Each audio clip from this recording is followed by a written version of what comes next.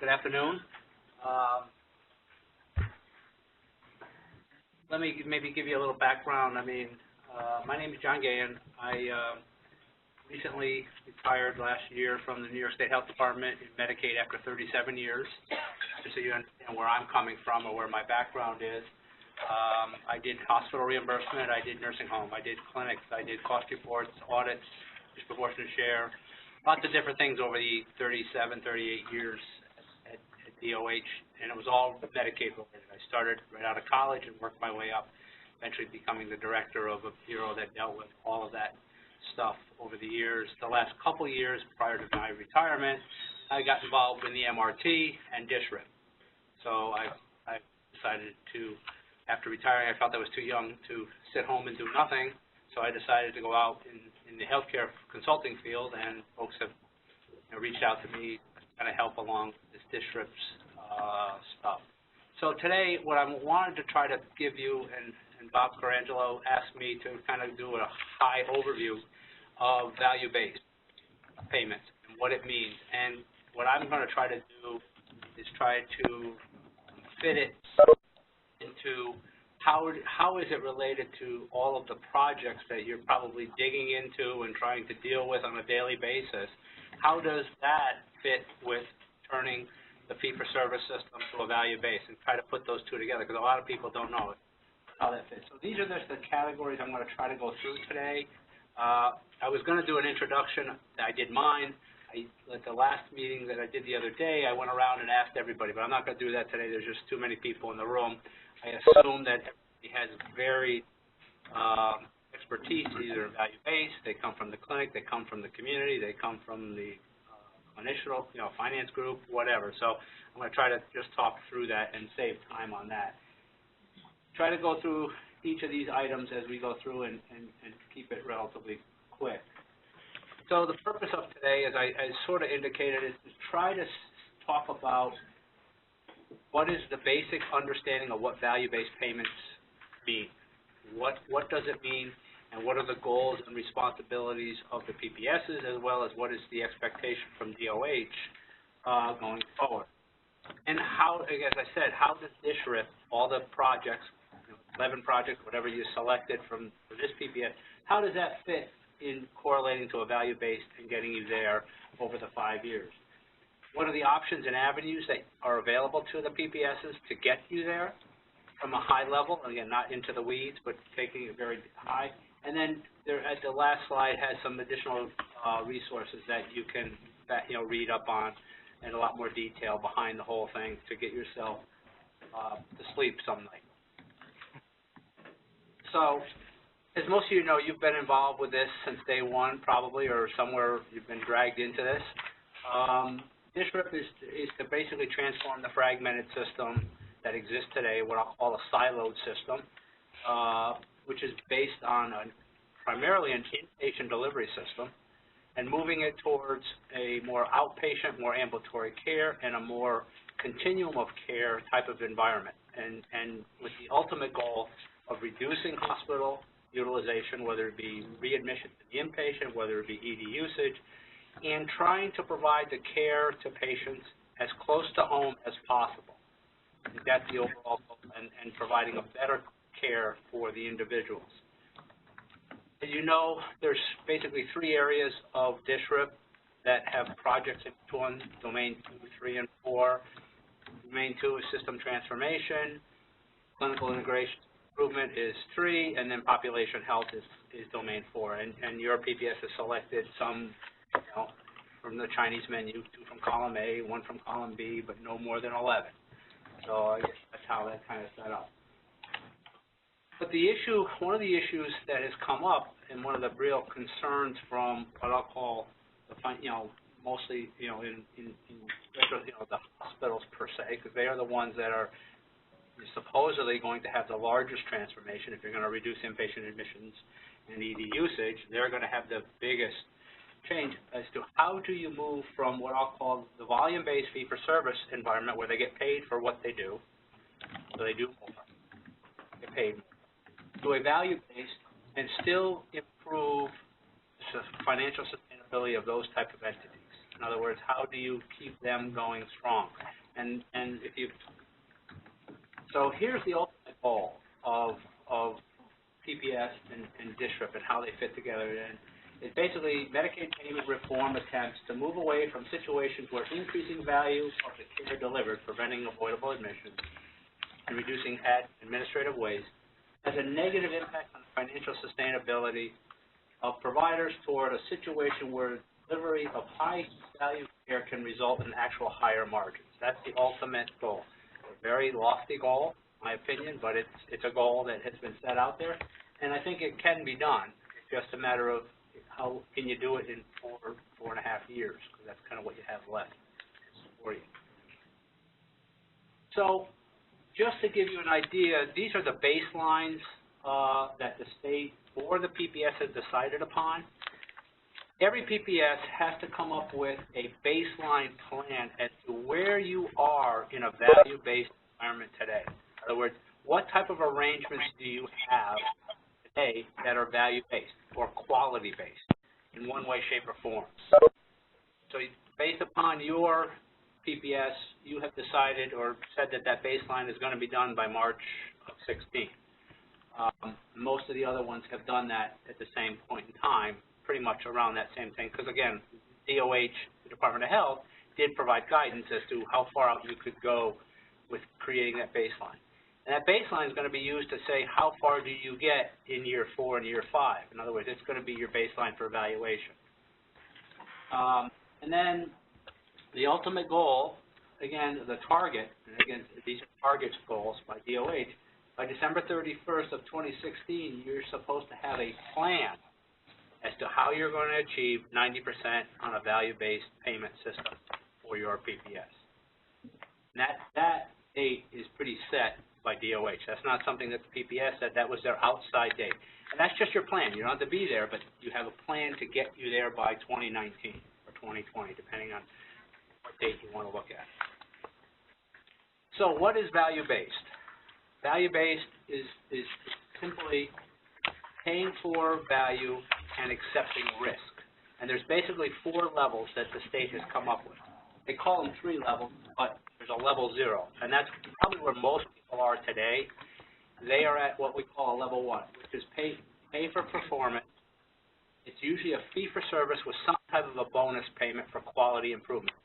You're dealing with a lot of those with Medicare systems and other systems. You may have commercial policies in the hospitals that already have those types of quality things that if you do better in certain things, you'll get a bonus payment of some sort. That's what the state refers to as level 1. All of this stuff was approved as part of the roadmap that the state submitted to CMS. It was approved in August. It went through a lot of gyrations, a lot of back and forth between hospitals, hospital associations over that time, but it has been approved by CMS as of this point. Then you have what we call level 1, what they are calling level 1, which is basically a shared savings. There's no risk at this point. It's shared savings when you do good, do well, based upon your measurement. You improve the quality, you have quality metrics, you've reduced admissions, readmissions type of thing. You've reduced the ED usage, you've hooked the Medicaid recipient up with a primary care physician, all those types of arrangements. But there's no risk for the provider at this point in time. In other words, it's strictly if you do and you achieve savings, you benefit in those savings. That's what they consider level 1. Now, when I talk about these arrangements as I go forward is these arrangements should include many of the providers within it. This is not just an arrangement between the hospital and the managed care companies. This is arrangements with the various, the CBOs, the community-based organizations, the home care agents, everybody that's going to try to provide a continuum of care for that patient. So it's not just an arrangement between a hospital and a managed care organization, which many of the hospitals may have already to some degree, for the commercial or for the Medicaid managed care, probably do have some already. These arrangements also should benefit and also may include risk for all the organizations, all the providers within the PPS who are part of, quote unquote, that arrangement, that whatever it is. So then you come up to level 2 where there's a shared risk. This is where you're kind of in together and there's a share. So if you set goals and you meet those goals, and you have savings, all share in those savings in some way, shape, or form, depending on the arrangement. However, if you don't meet those goals, you don't achieve it, there's a risk. So that's where there's normally a financial risk at that point in time. So you're both in this. So it's the managed care organization as well as the providers, whoever's part of that arrangement. Again, not just hospitals, it's all the providers, whoever signs on to that arrangement. Then you get to level 3, and that's what they call capitation or full risk. You're at full risk for that type of thing. So that you will have capitation, you may pay a per member per month, you may set up an arrangement where you're paying on a bundle of services, and I'll talk a little bit about that in the next couple of slides. But you're there for the total cost or the total service. And if you don't keep that, if you do better than the cost baseline that you set, you benefit from that. If you do worse, you're at full risk for that type of thing. And that's the highest level of that. And then down at the bottom here, they want you, as part of the CMS approval, 80 to 90% of the MCO payments, managed care organizational payments, paid through value-based arrangements at level 1 or higher by 2019. It's really March of 2020, but 2019 type of thing. They also want at least 50 to 70% of that level at level 2 or higher as a goal. That's a goal. However, there is a minimum. You must be at least at 35%. And that's going to be based upon, as you all know, that you've talked about this, there's performance. As the PPS performs, there's payments. If you don't perform, the payments can be reduced. This is one area where those types of things will happen. So it's very critical that your plan and your baselines are accurate so that it's measured appropriately for as you progress down the road. In other words, you don't want to put yourself at risk because this will all be done by the independent assessor as you report on your quarterly reporting when you start getting into pay for performance or so then getting paid for reporting, which is kind of where we are today. So these are just some types of arrangements. And the other day when I was presenting to the other group this is just an example. You can do any permutation and combination. There's nothing that says you can't. What works for your PPS or that patient or that patient group? It doesn't say that there's no cookie cutter approach to this.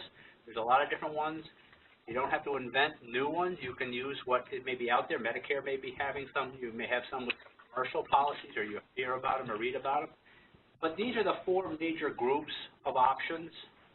You have a total cost of care. So it's you have, like, say, a per member per month. That's what PMPM stands for an attributed population. All services for that full population. That's an option. And then you have some quality outcomes in that. You could have, down the bottom, you have total cost for a special population, certain population that you want to deal with. Same type of thing, a per member per month for that type of a population. That's a subgroup of your whole population. And you would probably have quality outcomes. Quality outcomes, as you'll see, is in each one of these options that they lay out here. Integrated primary care, you probably have behavioral health, integration of primary care, all those types. Those are projects. You have per member per month subsidy share savings resulting from reduced costs downstream for primary care medical home type of thing. And again, the key word there is downstream because you're going to need, the hospitals will need downstream providers to make this whole thing successful. It's not done at the hospital level. You have to have the CBOs, the home care, the nursing homes, the primary care physicians. All of that stuff has to be wrapped into this to be successful. It's not siloed. It's a continuum, and it includes a lot of different participants. Then you have another option, are bundles. You can have acute bundles, or you can have chronic care bundles. Acute bundles, one prime example is a maternity case. You pay a price for the overall care of a maternity patient, start to finish. If you do better than what it costs you, there's a savings. If you do worse, there's a risk. Those are all things. Chronic care, COPD, asthma, diabetes, any other type of chronic care disease of a population, you can set up a bundle that you're going to take care of this patient's their needs from A to Z for their chronic condition, and it's going to be at some per member per month or some type of financial arrangement between you and the MCO. And if you achieve better, you'll benefit. If you don't, you're at risk. Again, that's in the level 2s and 3s. Any questions on these? So here's just a different way of looking at it. What this is trying to show is a matrix of options, and that's what I'm saying. Don't box yourself in. There's all sorts of options out there. Nothing is off the table. But as you can see, each one of the 4 bundles or the 4 options that I showed on the prior slide can be in levels 0 to level 3. So you don't have to be like, if you're doing bundles, it's only level 3 or level 2. You can have a mix of everything. So, you know, it's pretty much up to the PPS. What worked for the community? And what I mentioned the other day is, I'm sort of like the way you seem to be operating here with your 4 hubs, and I'll call them hubs for lack of a better term, you know, your RPU. I mean, I like that because the Medicaid patients are going to be treated in those communities. Those are the communities, and the providers within those groups are the ones that treat it. You don't have a Medicaid provider or patient going from, you know, the east to the west to the north to the south just to get care generally, unless it's a specialized care possibly or whatever. But they normally get their service, the Medicaid and the uninsured, in their community, if they even go to get their service. And that's the other heavy lift. But, so, you know, you can set up, at the hub, you could set up your arrangements in a hub format. In other words, each of the hubs could have their own arrangements with the providers in that area for that patient population, anything like that. So again, I guess my message is, don't think small, think big when you're setting up these arrangements. Because it can be anything, as long as they meet the parameters and as long as you can demonstrate there's savings and you're at one of these levels throughout your time. So here's some additional examples of that. These are just some examples of potential arrangements. This is not, again, not set in stone, but you could set an outcome target as a % met. If you are greater than 50% of your target met at a level 1, 50 to 60% of the savings could be returned to the providers. And you can decide how much goes to each of the providers that are part of that arrangement. That's, again, totally up to the groups. If they are less than 50% of the targets, maybe 10 to 50 to 60% of the savings returns. Again, it's up to the group to set the parameters between you and the MCO. And that's one of the other big issues, and I'll get to that in the next slide, is the collaboration between the managed care organizations and the provider community. Right now, there's not a lot of collaboration. There may be some, but it's more of a competitive environment. You have to have collaboration for this to be successful, and that's probably one of the heaviest lifts because everybody has their own financial interest. They've had competition today. You sit on one side of the table versus the other side of the table. Now you're going to have to sit at one of these square or round tables and work together. I mean, that's, if you know Jason Helgerson at all, his favorite word is collaboration throughout this whole thing, and that's what he wants. That's what CMS is doing. So here's some level 1, upside only. The level 2 are upside and downside. Again, these are just examples. You could do cost versus a budget. You set a budget out there. If you do better than that, you could share 90% of the share. 90% could be done to the providers versus the managed care plan, or vice versa. You could, these percentages are just made up, so you could do whatever you want. And then costs are greater than the budget. Provider is responsible for 50% of the losses. It doesn't have to be 90 and 90. It can be different things depending on you hit it or you don't hit it. So it doesn't have to be 100. Okay. I understand the principle as it applies to other providers. So can you provide us an example of how this would apply to the PPS? Because what we know from the funds flow is where is the savings coming from? Are you referring just to hospital, or are you referring to savings that the PPS experiences and then them sharing?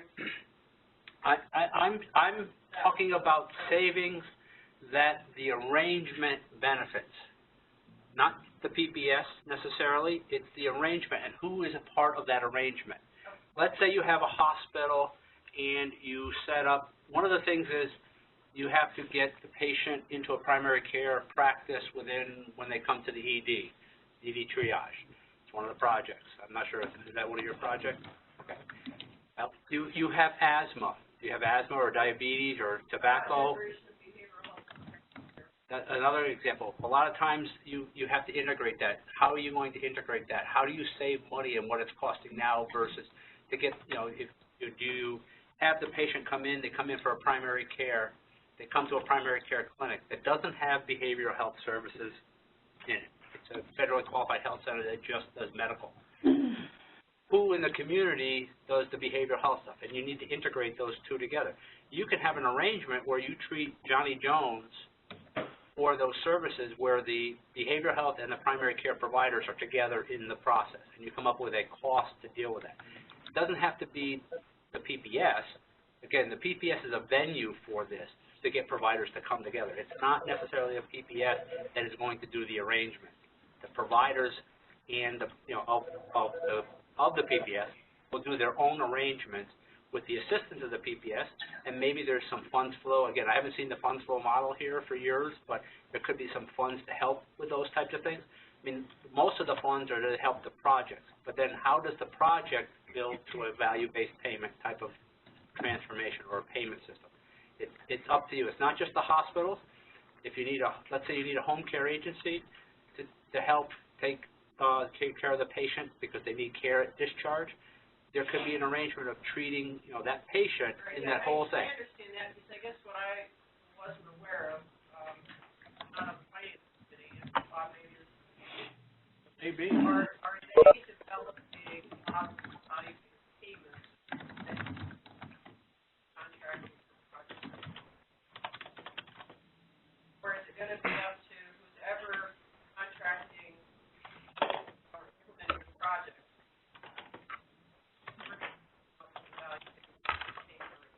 So when John talks about value-based payment arrangements, he's talking between organizations and MCOs, not the PPS. So right now, as we're beginning our contracting, right now we're essentially, the PPS is operating at a level 0. You're going to do something, we're going to pay you for it.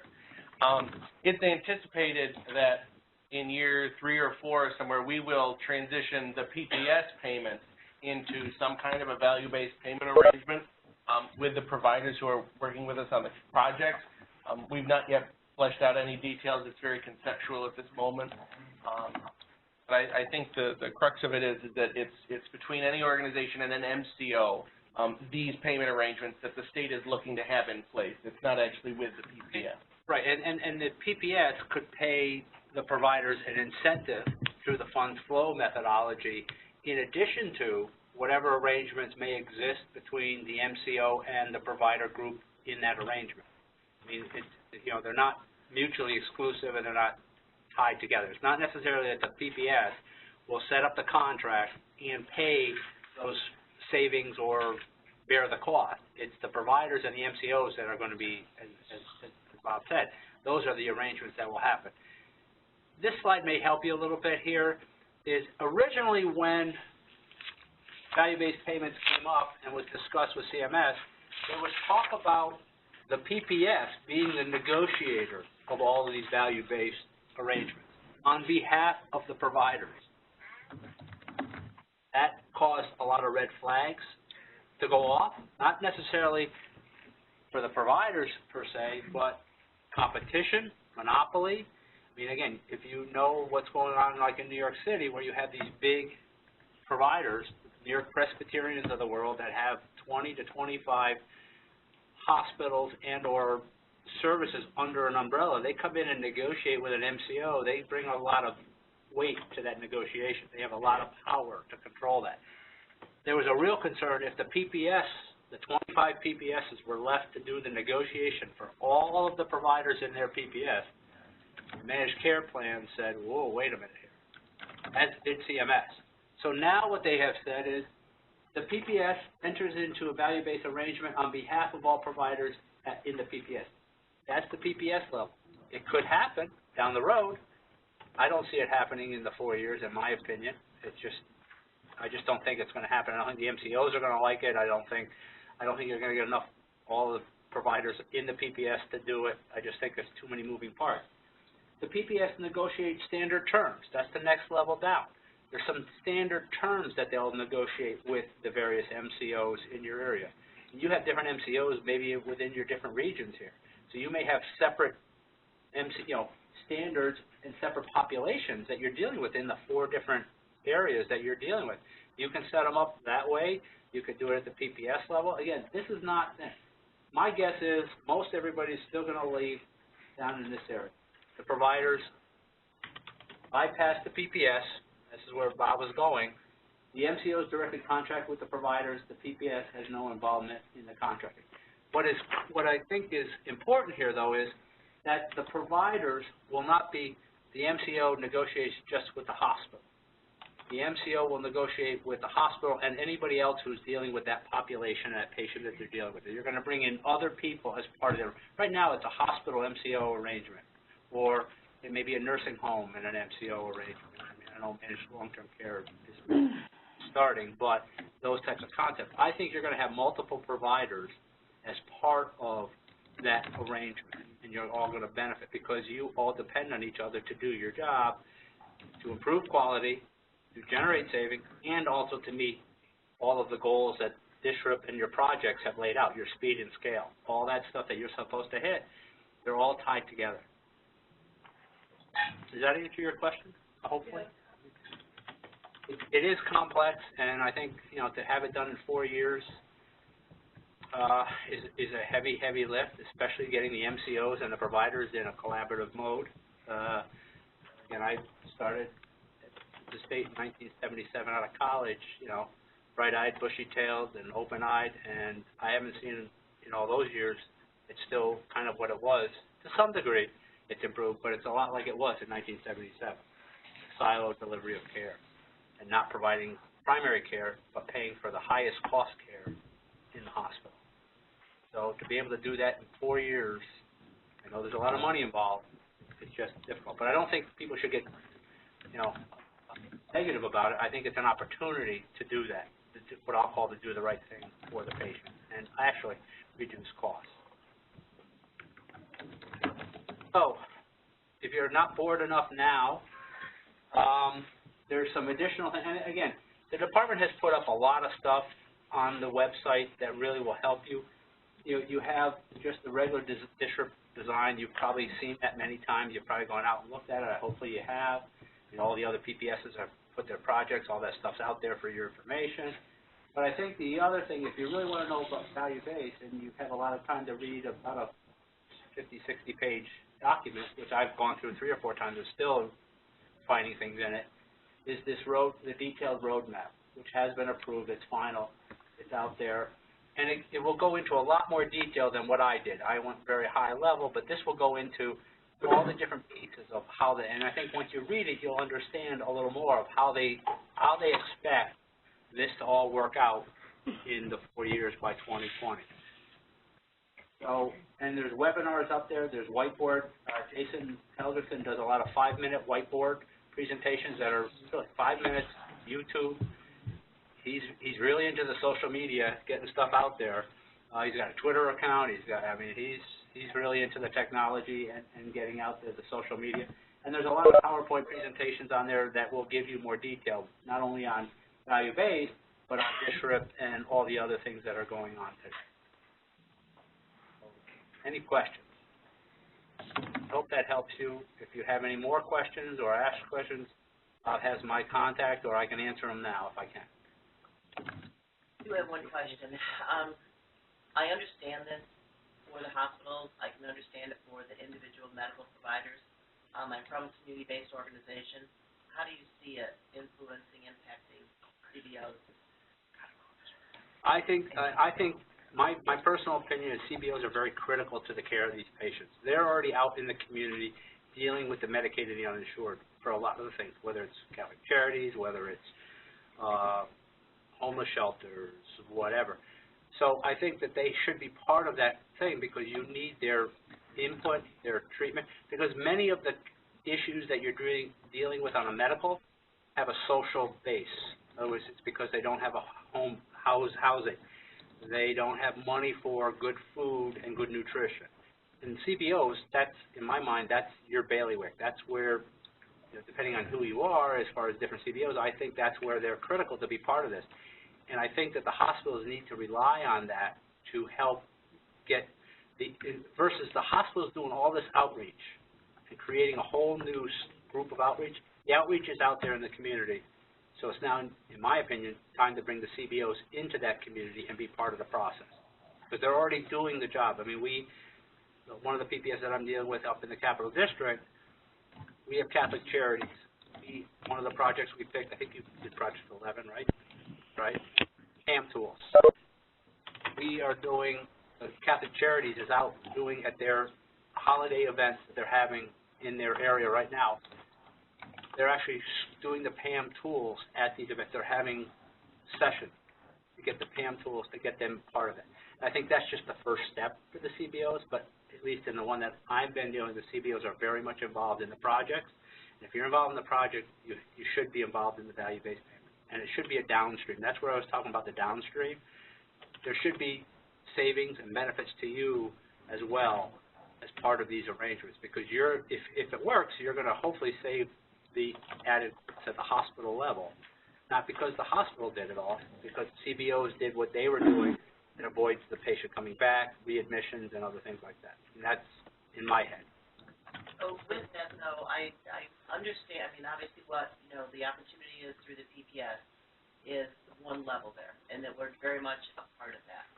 But as we move down the road and you really get fully into value-based payment, I'm speaking from my experience working with providers, talking to managed care organizations, I think it would be right now I can't see how I as a CBO could actually negotiate with a managed care organization or a fee, however they want to consider it as part of ours. I see it more of, do we have to be sort of a subsidiary to the actual provider, and then the provider's responsible for then providing us the funding, which then means that we now have to individually negotiate, if you will, with every single provider, and then they in turn have to negotiate with the MCO, and it probably depends upon their capabilities of that negotiation, where that sort of trickle down will fall for us.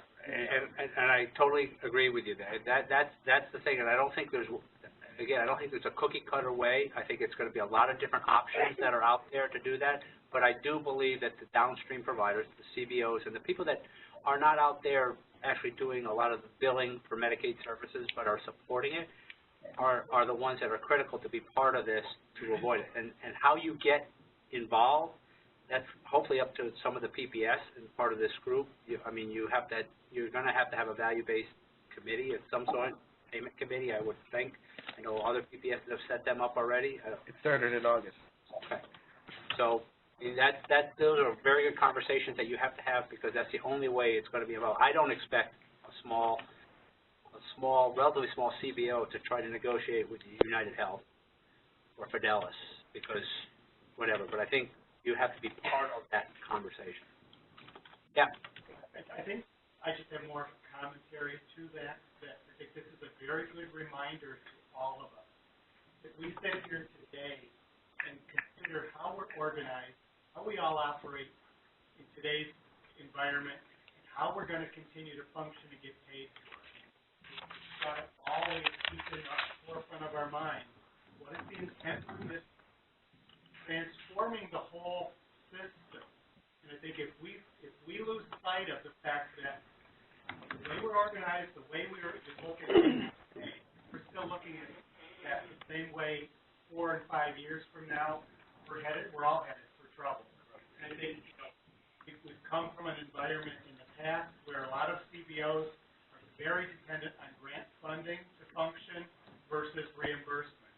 So we've got to look at that whole model, because that's what's going to change. And I think all of us, and Sharon, I think to your point, all going to be in this together, that in this new, whatever the new delivery system is, none of us can function the way we do now, and we as hospitals are going to need the CBOs to be able to get to that level, and CF is a different entity in different ways than how we approach things. Right. I think that's critical, because I'm not convinced, in my opinion, that we've moved yet to that real understanding that all of us, CBOs, hospitals, everyone has to transform in this, or will And I think, you know, that the way the projects are established are there to help transform the delivery of care, which will in turn, hopefully, transform the reimbursement of the thing. I think that it's a two-step process. The projects are set up to get you to work together to reduce admissions or readmissions or avoidable admissions and transform the care, the delivery.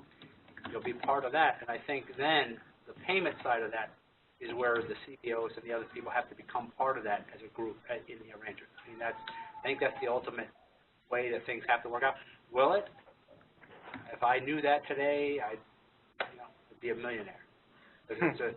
I don't have my crystal ball. I don't think the state does. I think the state is trying to do that. I think there's a lot of bumpy roads that people are going to go over and through over the next 4 or 5 years. But I think the ones that work together, and you've seen, if you know, some of the big healthcare systems down in the Bronx or on Long Island have done this within their systems. They've already done this. For an area like here, where you have a rural and a large, vast physical space, it's very difficult because everybody has done what I'll call the silo delivery of care and or payment. And, I think that's really is going to be difficult. A lot of the ones down in the downstate area already have they have ACOs, they have CBOs, they have a lot of that stuff already part of their integrated delivery systems already. I think it's a larger lift upstate, just my 2 cents. Thank you. One other comment, drawing on your experience in the for many years. I find it very interesting that we have a number of contracts, and even within the government itself, and from the various departments and divisions, really what's going on with DSRIP. And so as Wade talks about, will grants be there in the future? It's one bureau here and one bureau here where these are coming out of, and they might know that DSRIP is out there, but they don't really know what's going on with it. It feels like there's not a lot of communication at that state level. So when is that discussion, in your opinion, going to happen? Because if in 5 years many of these grant cycles or programs go away, there has to be a plan in place for those. Yeah, I would say that this conversation should happen now. It should. And again, working there for 37 years, I worked what I'll call in what they call the Office of Health Systems Manager, which was the finance and the administration, the surveillance, that area. You had the whole public health side over here. Now, fortunately, I did deal with the public health because a lot of times I got involved with that just because people asked me to get involved. And when you did, there was a great communication. People don't know what's going on behind this door, this door. And even within the public health, you have, this people doing a registry here, this one's doing, I think that, I would suggest that the PPSs bring that back up, Jason Helgerson and the Commissioner of Health have those conversations within their own agencies, because I agree. I don't think there is a lot of knowledge of, I even saw that between, other things that I've dealt with at the state where, one side of DOH goes out and says it's this and calls it something. The other people call it something else or don't even know about the other people. So I would strongly suggest that wave of communication get back up to DOH that you think it's critical, especially from a CBO and the grant side of the thing. My guess is they haven't really thought about that in the Medicaid side of it. But I think it's an excellent idea, and I think it should happen. I'll just add a comment to that. I just sat with the Public Health Council yesterday. And it was brought up here, and the Commissioner does a report every other month. And, there's a lot of recognition from the various deputy commissioners. As a matter of fact, they have issued the fact that at the next civic meeting, the Office of Jason actually is the director Office of Health Insurance Programs. Office of Health Insurance Programs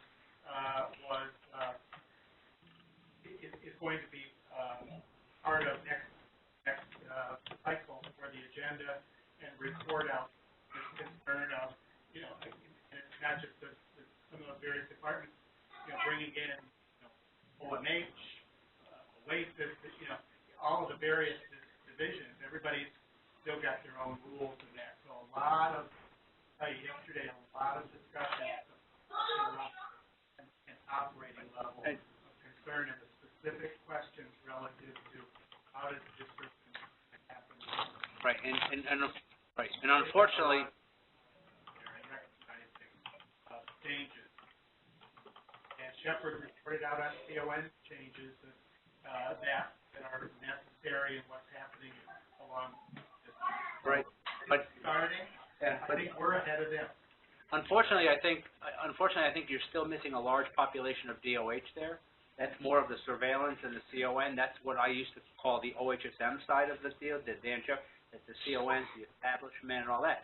You still have it, and even though you do have the, Dr. Zucker, the commissioner, go over the whole thing, it needs to happen to the cancer registry, the AIDS Institute, the other public health sites that are separate from that don't even know what FIPIC is. They're sitting at the table. They were. Yeah, That's public nice. health is there, all of the different divisions. That's great, because they need to be there. They never used to be there. It's part of that whole That's a good. restructuring of, I will think. But again, I think pushing it back up, a question to the district website or anything like that, that you think that's critical to tie it. When you question it, tie it to value base, tie it to the projects, and how that has. It needs to come from the top. That the top people who are funding these things in the various buckets know that they should talk.